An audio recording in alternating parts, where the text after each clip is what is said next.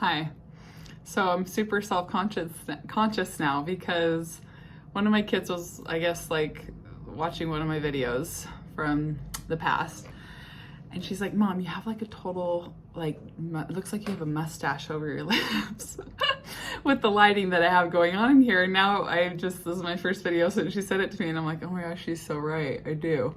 I don't think in real life, if you met me, like no one's ever, I feel like somebody would, one of my honest sisters or my husband, somebody would have said something, but seriously, like, it really looks like I've got a mustache. So there you go. Focus on that while I'm talking. Anyways, I feel like I should say welcome back. I feel like I should reintroduce myself. I do have some new people to the channel, which is so great, and I'm so happy to have you. And my inconsistency of videos is pretty typical, but I have a big, huge library of videos you can go back to when I'm in the absence of making videos. But today I wanted to talk about what it might feel like to promise yourself and to commit to never suppressing your body weight again. Imagine saying that, like say that out loud right now. I will never suppress my body weight again. Do you believe it? When you say it out loud, do you buy it? Do you think, yeah, right, I wish I could never, but I never, yeah, right, I couldn't? Is there a lot of ambivalence? Is there a ton of fear, right? I think it's important to recognize the difference between, and you know, this is talked about so much eating disorders, but like your healthy self that really wants to recover, right? You really, really, really want this. You really want to recover. And then there's that kind of beast inside you, I call the eating disorder, that really is terrified of it and is really convinced that you will be better off if you just keep it your whole life, right? And every day you wake up and you've got both kind of going at each other. It's like, no, I want to recover. No, you don't. You'd be miserable. I want to recover. Yeah, right. If you did, you'd be 100 or you'd be 300 pounds.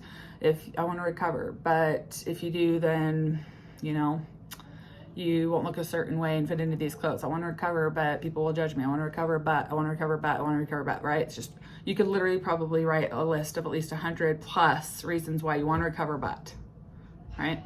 And so I want you to kind of just say out loud, like, I will never suppress my body weight again. And imagine if from this moment on you never did. What would your life be like without your eating disorder? What would your life be like without your eating disorder? How many of the things going on in your life right now that are negative are attributed to your eating disorder that you kind of overlook or gloss over or assume it couldn't possibly be because of that? And if you were to say, I'm never going to suppress my body weight again, and imagine how maybe some of those problems might be lifted. Maybe it's marital stress. Maybe it's strained relationships with your kids or absence with your kids. Maybe it's, you know, really stressful jobs. Maybe being fired from jobs. Maybe it's losing friends, having very few friends because you distance yourself from so many of them again. And it's tricky because you think that you have the eating disorder because of all of these things. It's like, this is how I cope. This is why I have it. And I'm just not under that umbrella at all. I don't believe that at all, actually. I think you're wired and predisposed to developing an eating disorder, and whatever triggered it. And by having this eating disorders, a lot of these problems in your life have been created. And so if you can tell yourself, I'm never going to suppress my body weight again, there's going to be some ambivalence. There may not be absolute perfection, but if you are striving for that concept every single day, and in every moment you're making the decision, whatever the decision is that is not going to suppress my body weight is the decision that I'm making.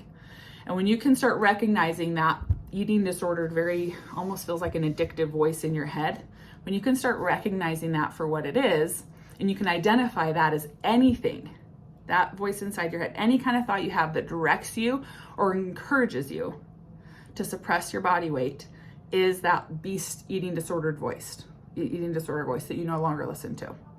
Okay? And you're committing to that. You're committing to never suppressing your body weight again.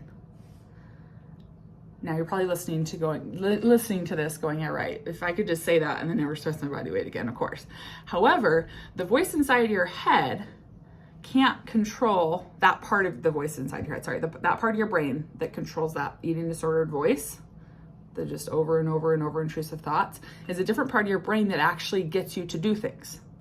So though you're having that voice in your head, if you make the decision that your actions will never suppress your body weight again, you can be successful at this. But it gets confusing when you think that you're one and the same and these thoughts are controlling you and you don't have control over it. The eating disorder voice has absolutely no power to get you to do anything. It's actually paralyzed. It can't move your body for you. And so when you make the decision that it's your higher part of your brain that's going to make that decision of what you're going to do and how you're going to move, regardless of what the voice and how that feels about, this decision, you're going to do it anyways. You're never going to stress your body weight again.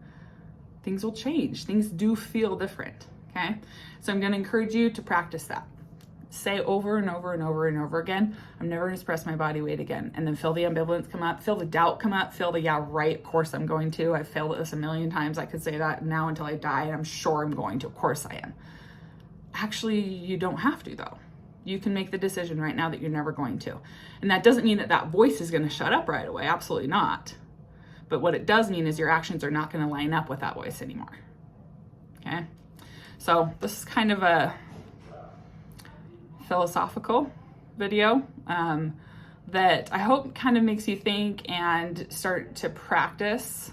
It's hard because it's not like here, write a list and do this and do this and this. Truly just keep saying, I'm never going to suppress my body weight again. And then ask yourself in each action and behavior that you're doing throughout the day if that's lining up with that.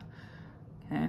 And then be as absolutely accurate as you possibly can to support that statement every single day while the voice is having a hissy fit and it's dying and it's really miserable. Think about it's really not comfortable to die. I haven't died before, but I'm guessing it's really uncomfortable. It's not a great process and it's going to feel that way in your brain.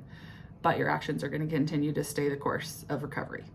Okay? All right. Have a good day.